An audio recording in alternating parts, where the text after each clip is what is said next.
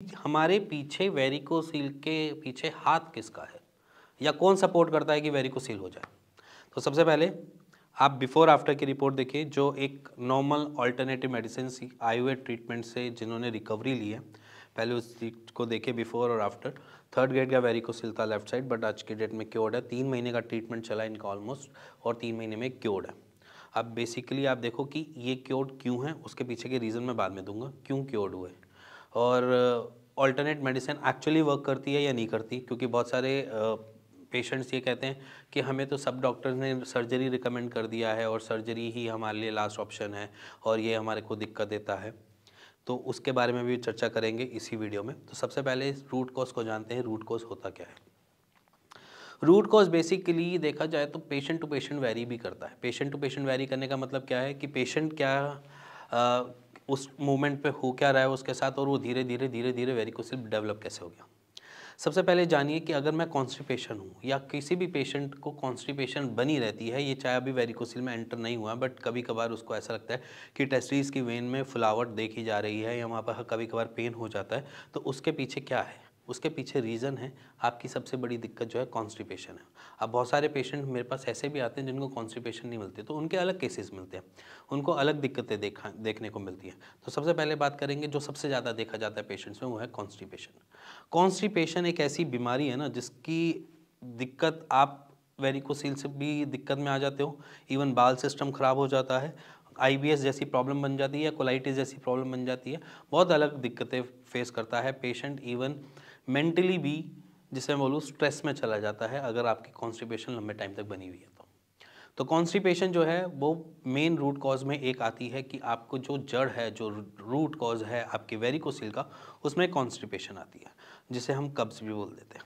कब्ज़ को होता क्या है उसके पीछे ये समझ लीजिए, जब हम लेटरिंग करने जाते हैं, अगर आपकी लेटरिंग टाइट निकल रही है या आपको जोर लगाना पड़ रहा है, तो क्या होता है, आपको नीचे की तरफ सारा का सारा प्रेशर जनरेट करना पड़ता है अपने पेल्विक एरिया की तरफ कि निकल जाए लेटरिंग निकल जाए। इस तरीके से जब आप जोर लगाते हैं तो वहाँ का एक प्रेशर क्रिएट होता है उस एरिया का। अब वो प्रेशर क्रिएट होता है तो वो प्रेशर में क्या करता है, बेसिकली आपके टेस्टिकल्स की तरफ भी प्रेशर क्रिएट करता है।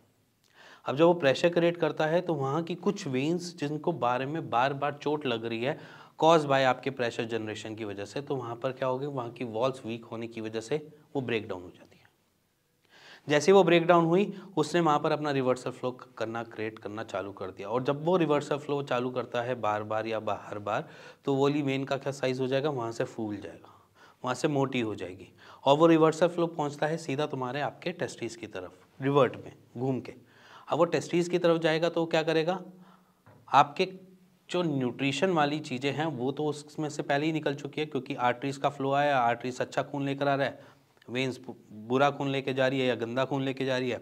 जब वेंस को बार दोबारा गंदा खून आ रहा है तो उसमें से एक्सट्रैक्शन तो कुछ निकलेगा नहीं, तो वो क्या करेगा, अपनी फंक्शन को कम कर देगा, जिससे आपको हार्मोनल इम्बैलेंसेस और जिसके साथ साथ आपके स्पर्म काउंट कम होना या मोटिलिटी या मॉर्फोलॉजी ख़राब होना, ये सारी चीज़ें स्टार्ट हो जाती हैं। तो इसमें क्या हुआ, हमने कब्ज़ की वजह से हमने प्रेशर जनरेट किया, और प्रेशर बार बार जनरेट करने की वजह से वो वेरिकोसिल डेवलप हुआ।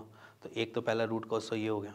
सेकंड रूट कॉज होता है कि हमारी एक्सरसाइज है। जो पेशेंट एक्सेसिव एक्सरसाइज भी करते हैं उनको भी बहुत जल्दी हमें देखने को मिलता है कि वहाँ पर स्ट्रेस क्रिएट होता है पेल्विक एरिया में, आपके ग्रोइन एरिया में स्ट्रेस क्रिएट होगा, स्ट्रेस क्रिएट होने के बाद वेरिकोसिल डेवलप हो जाएगा।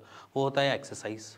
एक्सेसिव एक्सरसाइज करना मतलब जैसे कि आप बहुत लंबा लंबा अपनी थाइज़ की एक्सरसाइज करते हैं, स्क्वाट्स मारते हैं बिना सपोर्टर के, कोई सपोर्ट यूज़ नहीं कर रहे, और वेटेड स्क्वाट्स मार रहे हैं, तो वहाँ पर चांसेस बढ़ जाते हैं।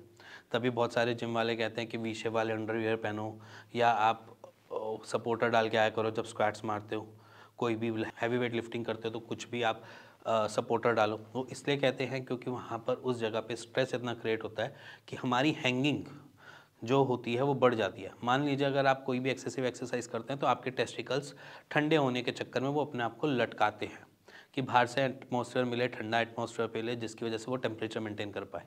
अब क्या होता है, जब आप एक्सरसाइज कर रहे होते हो तो वो हैंगिंग मोड पे आते हैं, जब वो हैंगिंग मोड पे आते हैं तो कोई एक ऐसी चीज़ की बीट लग गई कि जिसकी वजह से वहाँ पर एक वॉल को ख़राब हुआ, और वो वॉल ख़राब होने की वजह से रिफ्लक्सेस क्रिएट हो गए या रिवर्सल फ्लो क्रिएट हो गया। अब एक्सेसिव एक्सरसाइज जो हुआ वो हमारा रूट कॉज में आ गया, कॉन्स्टिपेशन हुआ वो रूट कॉज में आ गया, ठीक है। अब इसके बाद करते हैं हमारी डाइट। बहुत सारे पेशेंट्स हमारे पास आते हैं जो आईबीएस के पेशेंट होते हैं और आईबीएस से कन्वर्ट होते हैं वेरिकोसिल में। अब आईबीएस में पेशेंट कुछ ऐसे होते हैं जिनको कॉन्स्टिपेशन लगा रहता है। बेसिकली आईबीएस क्या है, इरिटेबल बाउल सिंड्रोम।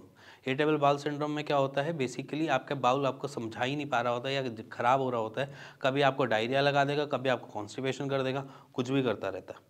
तो इसीलिए वहाँ पर हम देखते हैं कि आईबीएस के पेशेंट के साथ और कॉम्प्लिकेशंस क्रिएट होती है। अब वहाँ पर अगर उसको टाइट स्टूल आ रहा है तो प्रेशर जनरेट करेगा, तो एक रीज़न बन जाता है। दूसरा, अगर देखा जाए तो वो अगर कोई एक्सरसाइज करता है, क्योंकि आईबीएस में बेसिकली क्या होता है कि पेशेंट जो होता है या लीन हो रहा होता है या वेट गेन कर रहा होता है। जब वो लीन कर रहा होता है तो एक 5-10 किलो एकदम से लॉस किया, और जब उसने लॉस किया तो उसके बाद बॉडी में कुछ चेंजेस हुए जिसकी वजह से वेरिकोसिल डेवलप हो गया। नॉर्मल सी बात है। मान लीजिए एक जैसे मैं मोटा हूँ तो मेरा प्रेशर ज़्यादा जगह डाइवर्ट हो जाएगा, ठीक है। मेरी थोड़ी बहुत नीचे वाला एरिया, पेल्विक एरिया के आसपास का फैट वगैरह कैप्चर कर लेगा उस प्रेशर को। अगर मैं बहुत ज़्यादा लीन हूँ तो मेरा प्रेशर डाइवर्ट नहीं होगा, और डाइवर्ट ना होने की वजह से वो ग्रोइन एरिया में ज़्यादा हिट मारेगा, जिसकी वजह से वेरिकोसिल होने के डर रहते हैं या आसार बन जाते हैं। तो जो भी हमारे पास पेशेंट ज़्यादातर मिलते हैं वेरिकोसिल के, वो ज़्यादातर कॉमनली हम देखते हैं कि वो ज़्यादातर टॉल मिलेंगे या लीन मिलेंगे। दो ही रीज़न होते हैं मेन, कि जो पेशेंट हमारे पास ज़्यादा वेरिकोसिल के आते हैं या जो ज़्यादातर देखा भी जाता है वो लीन या टॉल मिलते हैं। तो वहाँ पर दिक्कतें अलग होती है, क्योंकि क्या होता है कि टॉल पेशेंट के साथ और लीन के साथ सबसे बड़ा इशू ये होता है कि टेस्टिस अपना काम करने के लिए, अपना फिनोमेना काम करने के लिए, जिसमें वो टेम्परेचर मेंटेन करने की कोशिश में लटकन को ज़्यादा कर देते हैं, हैंगिंग बढ़ा देते हैं, जिसकी वजह से उनको दिक्कतें ज़्यादा फेस करनी पड़ती हैं। थर्ड होता है जो मेन रूट कॉज है हमारी डाइट भी। डाइट अगर मेरी फाइबर्स रिच है, मैं कॉन्स्टिपेशन नहीं हूँ, मैं सारी चीज़ें ठीक है, तो मेरे को कभी ये दिक्कत आएगी ही नहीं। अगर मेरी डाइट जो है वो ख़राब है, मैं मैदा वैदा खाता हूँ, छोले भटूरे खाता हूँ, पिज़्ज़ा वगैरह मेरे को अच्छा लगता है, मैं बाहर की चीज़ें या जंक फूड या प्रोसेस फूड ज़्यादा खाता हूँ, तो मेरे पास चांसेस ज़्यादा हैं कि मैं वेरिकोसिल में बन जाऊँ। उसके पीछे भी रीज़न वही सेम कि कॉन्स्टिपेशन होगी। कॉन्स्टिपेशन की भी एक मेन मोटो है उसका वेरिकोसिल होने का, या जिसे मैं बोलूँ कि बहुत बड़ा हेल्पर है वेरिकोसिल होने का। तो इसलिए डाइट अपनी बेटर रखनी है। ये तो बात हो गई कि रूट कॉज 3 थे जो मैंने आपको बेसिकली बता दिया। अब बात करते हैं सर्जरी के बारे में। सर्जरी जो है वो बेसिकली अगर आपकी हो भी जाती है तो हम उस पेशेंट में या उन पेशेंट्स में हम रिकरिंग देखते हैं।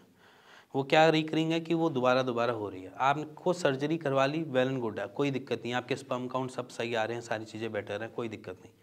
बट ये दोबारा ना हो, उसके लिए हम एक काम कर सकते हैं। उसके लिए हम क्या कर सकते हैं कि हमें कॉन्स्टिपेशन दोबारा से ना हो, ठीक है।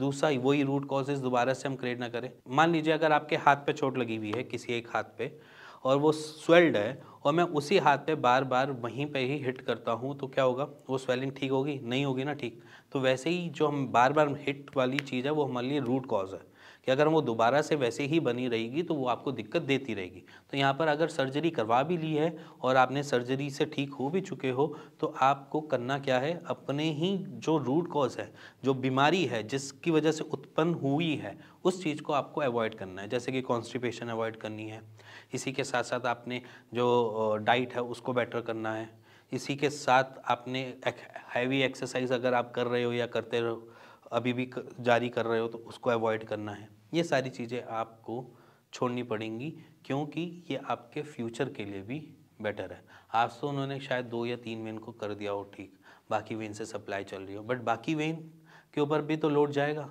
बाकी वेन पे भी तो इतना ही प्रेशर पड़ेगा, तो क्या पता दोबारा से हो जाए। तो इसलिए अगर सर्जरी करवा ली है तो भी कोई दिक्कत नहीं है, आप अपनी लाइफस्टाइल को थोड़ा सा बेटर कर लो तो वो भी चीज़ें मैनेज हो जाएंगी। और इसी के साथ अगर आपको कुछ भी जानना है वेरिकोसिल के बारे में, समझना चाहते हो कुछ भी, तो आप नीचे दिए हुए नंबर पे मेरी टीम से बात कर सकते हो, या फिर उसका एक राइट सॉल्यूशन ले सकते हो।